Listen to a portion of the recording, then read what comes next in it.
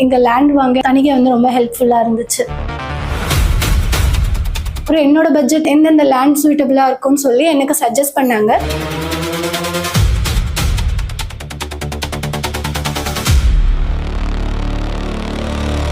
Hi, என் பேர் பாரதி. நான் ரொம்ப நாளாக வந்து இன்வெஸ்ட்மெண்ட் பண்ணணும், எதுலையாவது பண்ணணும்னு நினச்சிட்டே இருந்தேன். ஸோ ஒரு வாட்டி லேண்ட் வாங்கலாம்னு நினச்சோம். ஸோ அப்போ நான் தணிகையில் வந்து ஒரு ஸ்கீம் வந்து கொண்டு வந்தாங்க. ஸோ அதில் நான் வந்து இன்வெஸ்ட் பண்ண ஆரம்பித்தேன். ரொம்ப நாளாக நான் மந்த்லி பே பண்ண ஒரு நல்ல இடம் ஒரு கிடைச்சிருக்குன்னு சொன்னாங்க. ஸோ அங்கே போய் பார்த்தோம். ஸோ அமுதா மேம் வந்து எனக்கு ரெக்கமெண்ட் பண்ணாங்க, இந்த இடம் கொஞ்சம் நல்லா இருக்கும் அப்படின்னு சொன்னாங்க. ஸோ நாங்களும் போய் அந்த இடத்த பார்த்தோம்.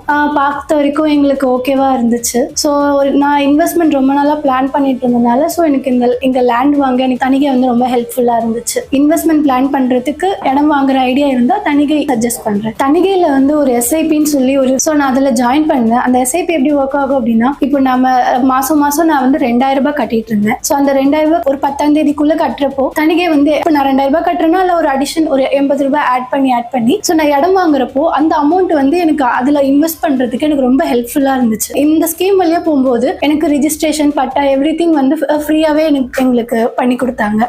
எனக்கு எப்படி தணிகை தெரிஞ்சதுன்னா, அமுதா மேம் அவங்க வந்துட்டு உனக்கு இடம் வாங்குறதுக்கான ஐடியா இல்லைன்னா இங்க வந்து எங்களை ரீச் பண்ணி உங்களுக்கு நிறைய ஐடியாஸ் நிறைய பிளேசஸ் நாங்க உங்களுக்கு சஜஸ்ட் பண்றோம் அப்படின்னு சொல்லியிருந்தாங்க. ஸோ அதனால அமுதா மேம் ரீச் பண்ணேன். அவங்க வந்து என்ன ஆஃபீஸ் கூட்டிட்டு போய் அங்க எம்டி கிட்ட எல்லாம் கம்யூனிகேட் பண்ண வச்சு எனக்கு கொஞ்சம் ஈஸியா இருந்தது. அவங்க வந்து எங்களுக்கு நம்ம பட்ஜெட்டுக்கு எந்த மாதிரியான தேவை இருக்குன்னு அவங்களே எல்லாத்தையும் அனலைஸ் பண்ணி நமக்கான பட்ஜெட்டுக்கான இடத்த அவங்க வந்து சஜஸ்ட் பண்ணுவாங்க. ஸோ அந்த மாதிரி தான் நான் வந்து அமுதா மேம் ரீச் பண்ணி ஆஃபீஸ் போய் எல்லார்கிட்டையும் பேசிட்டு பார்த்தேன். பேசினதுக்கு அப்புறம் என்னோட பட்ஜெட் எந்தெந்த லேண்ட் சூட்டபிளா இருக்கும்னு சொல்லி எனக்கு சஜஸ்ட் பண்ணாங்க. ஸோ அந்த மாதிரி எனக்கு அச்சரப்பாக்கம் பக்கத்துல ஒரு லேண்ட் வாங்குற சான்ஸ் கிடைச்சது.